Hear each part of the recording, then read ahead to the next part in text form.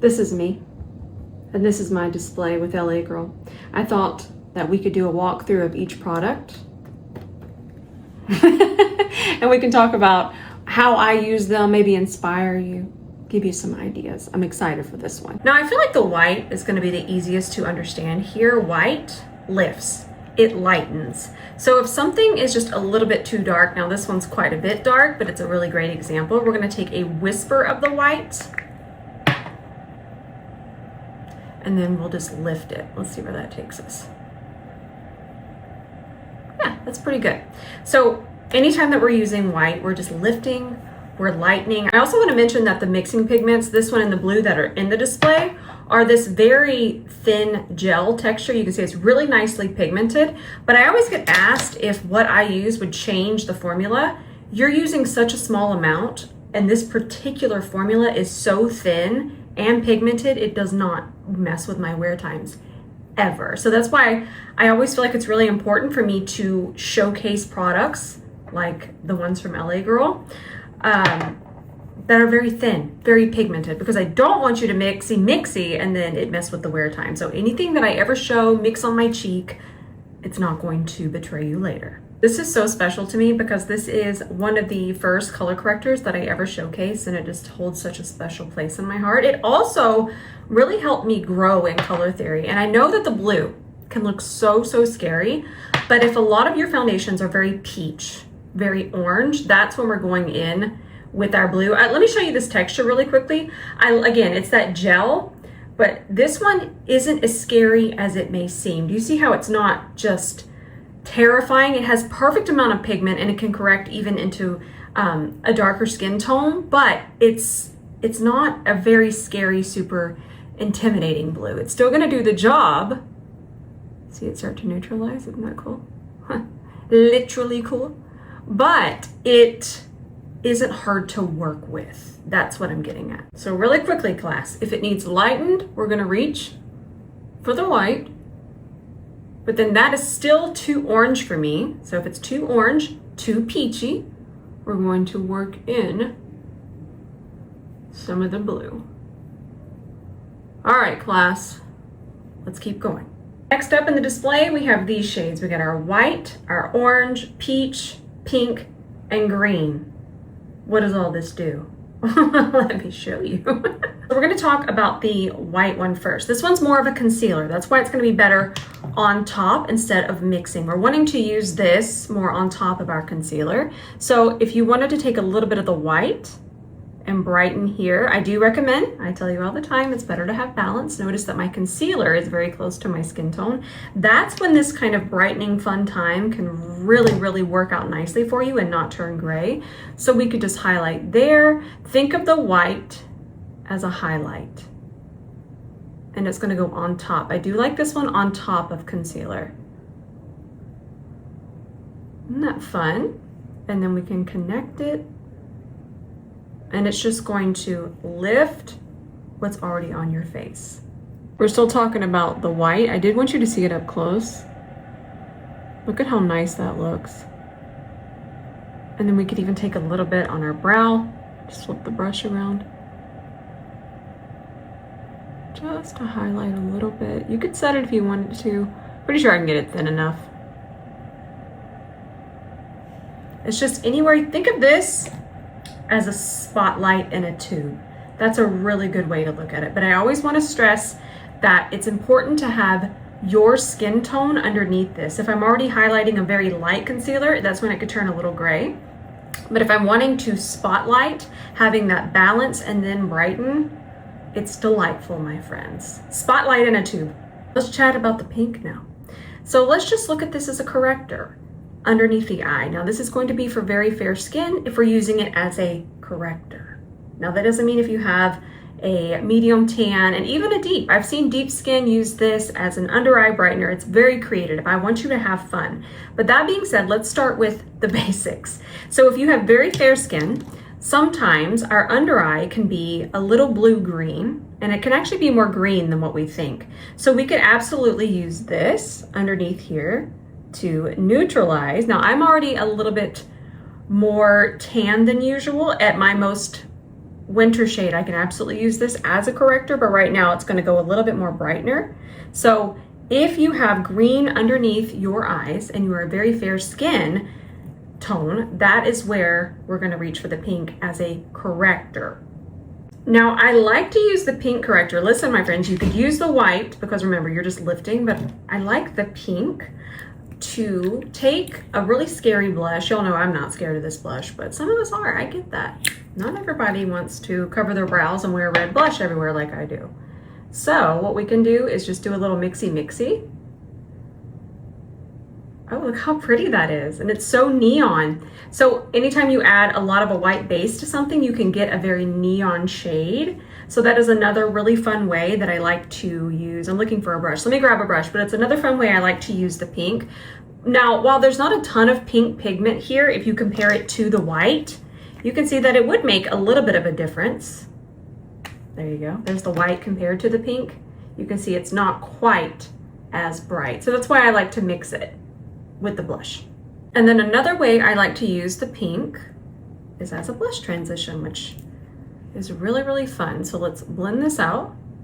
And that's gonna go into the concealer. I don't have foundation on, but I think we're having fun here. You can see that there is a tint of pink there. And then we'll grab our mixture. Remember our mixture? And then we would just go underneath that.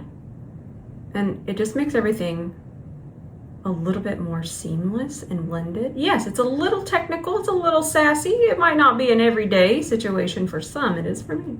I have fun. I just love it so much. This is where I thrive. But it's another fun way and a fun idea. Isn't that nice? And I don't even have foundation on it. Look at how smooth and transition that looks. And it's very easy. And now that we have this, we're gonna talk about the green. I like this green. And the reason why is because this one has a little bit more depth than a lot of the greens in my collection. I will say that if you needed to darken it, you could always mix in a whisper of a dark orange. We're still gonna stay pretty green, but we're gonna get a little bit more depth to it. See that? That's a really great example. So if you needed to darken your green, this is already in there in the display, so it kind of is just side by side, so an easy reminder. But this type of green is definitely going to work on my skin tone, a skin tone darker, and I'm talking alone without having to mix, and on much more fair skin tones. But right now, I can just show you on our blush here. Ooh, do y'all hear that R? Lord have mercy. There we go. And that's just going to neutralize redness, pink, and you can see that it doesn't just get flat and dull and turn purple. And that's because it's the perfect, here we go. It's the perfect, I want to say value, but value sounds scary. It's just the perfect depth across from there. Does that make sense? This is the same family of colors, the same lightness. See that? I hope that that makes sense. So the next thing we're going to talk about are these two correctors. We have orange and we have peach. Now, I took off the makeup here for my under eye. The depth of the blue that is my under eye here, this shade is perfect for me. And this is the shade Peach. And I feel like if I lean down like this, it might help you understand. Do you see how I'm only placing it in the blue? It doesn't really need to go away from the blue. And I feel like sometimes that's where we over conceal and things get a little messy underneath the eye, a little hard to cover. Another word we use is cakey. So we're only placing that where we have the issue. Now, this shade right here, shade orange, is, yes, we know that it's not going to be right for my skin tone, but it's also way too dark for the depth of my blue. Remember how we talked about how I was correcting that blush with that green? We're always matching what we're correcting in terms of the level of color. If I went in with this, it's much too intense for the level of the blue. Here, let me show you this again. For the blue that's underneath my eye. My eye doesn't need this level. That some eyes do, and you're still beautiful. That's not what we're saying here. I love you so much. But what we are saying is we're always trying to match the depth of what we're correcting, not the skin around it. We're matching the depth of what we are correcting. But for me, this peach shade here is perfect for the depth of my blue.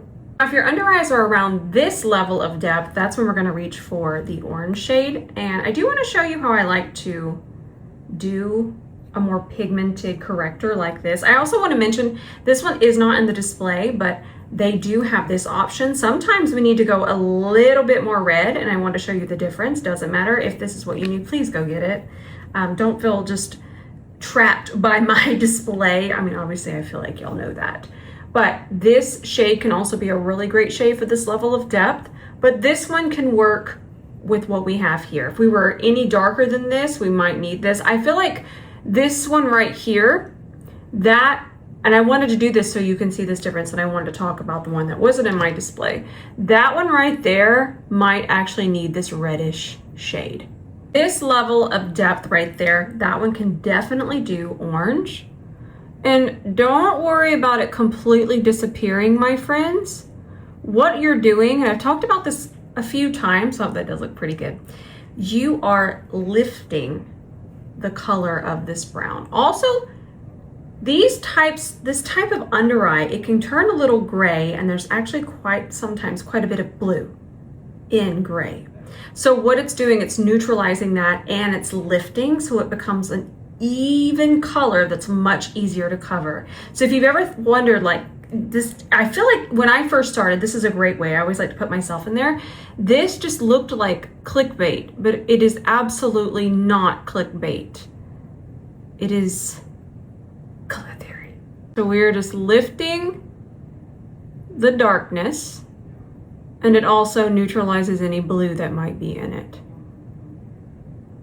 This is also important. You see this tiny little focus dense brush that I'm using. Also, I am going to wipe off any excess because we have the perfect amount here. We just want to make sure that we are smoothing out what is on our face.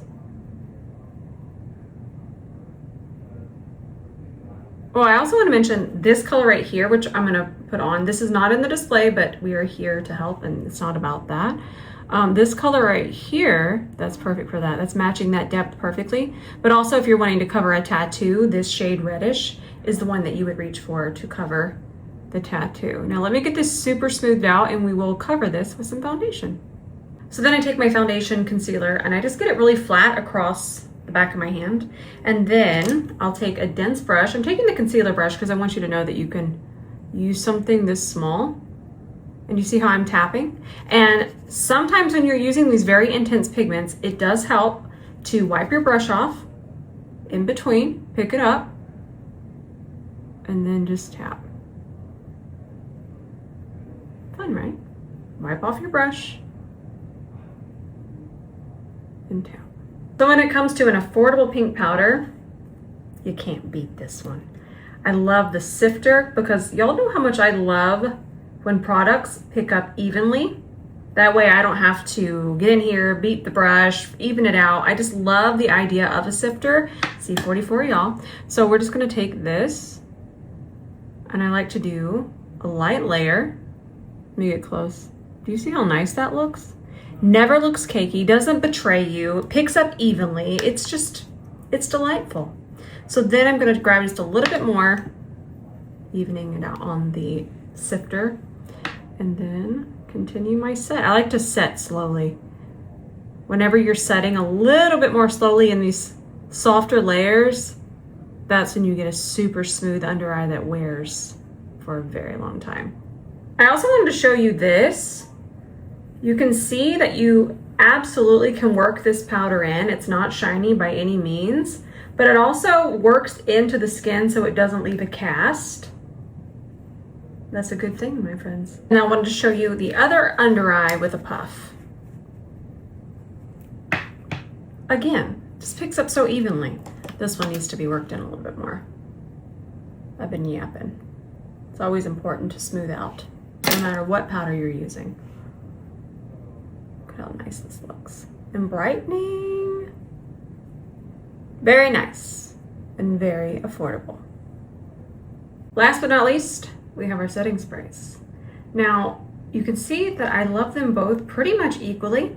One is hydrating and one is for oil control. I do feel that now that it's summer, I think it's seasonal for me. In the winter, I like the more dewy one. And now that, I mean, y'all know it's very humid, I make sure to complain about it all the time.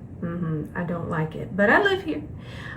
This oil control one has just been delightful. So I'll do half and half so you can look at the difference. Let's do the matte oil control on this side. Bonus points if you're extra luminous, okay? Just a little extra. What you could do is you could take the powder again. I have a little bit here on the puff, and you don't have to go back in, but just kind of whatever's on a puff or whatever's left on your brush and just go over your extra, I want to say oily, but I don't ever want you to feel bad, but just go over your extra dewy areas and just really get in there and set that setting spray into the skin. I also do this sometimes with the dewy. That way it's not too shiny, say right here. So I love kind of trapping and setting a setting spray. Now I'll do the luminous on this side. I also love the sprayer on these. It's very fine mist. None of that, only While the dewy is drying down, I need to check with my chemist friends, but I'm pretty sure that this, even though it's dewy, it is going to be a barrier former. That's the word I'm looking for. So it is not a hydrating spray. It is going to have some hydration to the skin. That's not what I'm saying, but it has that lock-in. It's a true setting spray. So this is cool. This side you can definitely see is more mattified, but it still looks like skin. But once I turn to the side, look at this difference. You can see the line. Isn't that cool? I love both. It just depends, and that's what I love options for. It just depends on what you're after in terms, are you wanting to stay a little bit more dewy, like I do in the winter, or do you live in a climate only fit for lizards and mosquitoes, like me, and that's when I want to mattify. I hope that y'all enjoyed that walkthrough as much as I enjoyed painting it. I have my face on this because of you, because you listened to my yap, and I just want to thank you. Thank you for being here with me. Thank you for being my friend, and I just love all of you so much. If you do happen into Ulta and see this, send me a picture. It warms my heart, and I hope that this doesn't feel intimidating. I want color theory to be fun for everyone. So I hope you enjoyed this. I love you with all my heart. Until the next video, bye for now.